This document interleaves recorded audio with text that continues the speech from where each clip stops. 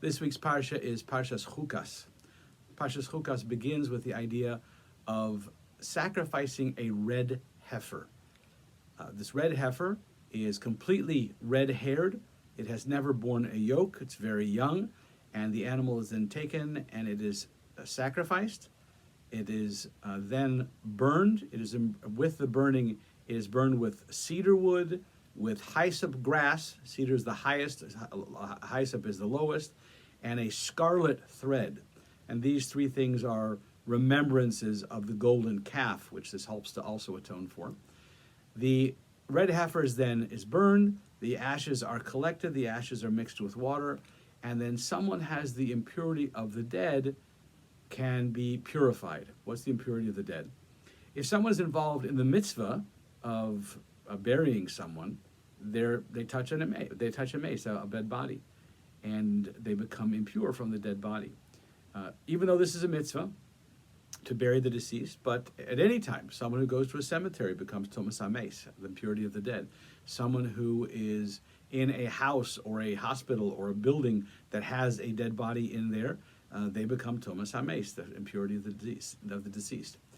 This impurity is then purified by a 7-day process, which includes sprinkling of the waters of the red heifer on the 3rd and 7th day and going to the mikveh, etc.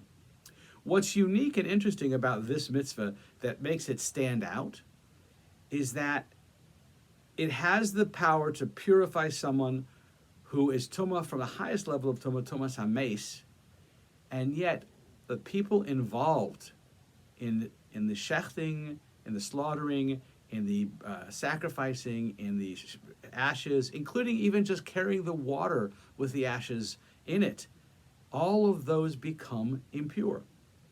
So this thing which has the power to purify those who are impure, it impurifies the people involved with it. So it's a very strange concept here, and this is why it's called a chayk.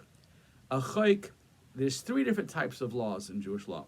There's Chukim, Mishpatim, and Edot. Chukim are those laws which are beyond rational understanding. We can't even grasp these. This makes no sense. The second one are Mishpatim. These are laws which are common laws that we would make up of our own. Hammurabi's code, those kind of things. These are the laws that society would require just if they're making up a society.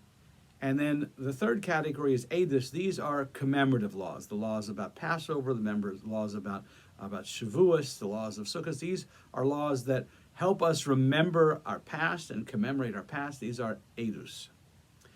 What's interesting about the ideas of the Chukim is that we do them just because God said.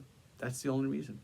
Whether that's the wearing of the sacrificing of the paraduma, whether that's why we can't wear shatnez, wool and linen threads woven together, why we can't eat chazer. We may have reasons that we think are good reasons, but ultimately they're really beyond human comprehension.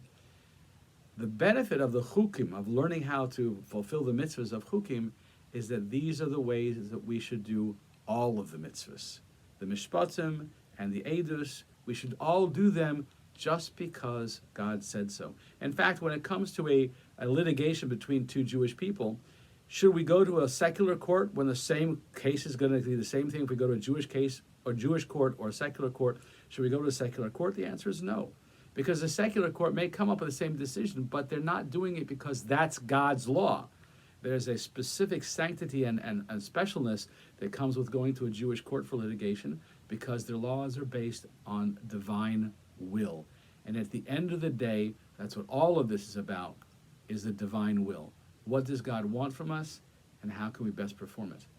Have a wonderful Shabbos, and see you next week.